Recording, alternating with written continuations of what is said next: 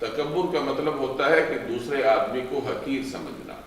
دوسرے شخص کو حقیر سمجھنا، حق کا انکار کرنا، یہ تکبر کا مفہوم ہے۔ جیسے ایک روایت کا مفہوم ہے کہ ایک صحابی جناب رسول اللہ صلی اللہ علیہ وسلم کی خدمت میں حاضر ہو کر سوال کرتے ہیں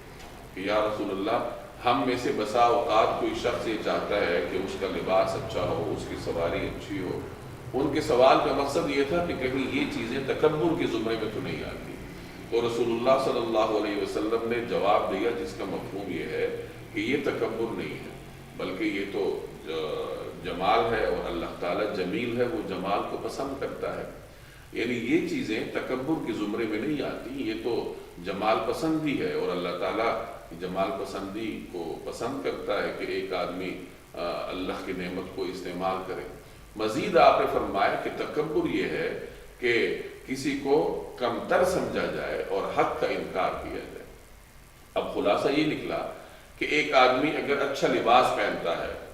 اللہ کی نعمت کا استعمال کرتا ہے، تو یہاں تک تو معاملہ ٹھیک ہے، لیکن اگر وہ اچھا لباس پہن کر دوسرے کے لباس کو حقیر سمجھنے لگ جاتا ہے تو اس نقطے میں پھر خرابی آ جائے گی کہ دوسرے کو حقیر کیوں سمجھ رہا ہے۔ ایک آدمی اچھی سواری طلب کرتا ہے تو ٹھیک ہے، اللہ کی نعمت ہے، اس کو میسر ہے، وہ اللہ کی نعمت استعمال کرے، اللہ کا شکر ادا کرے۔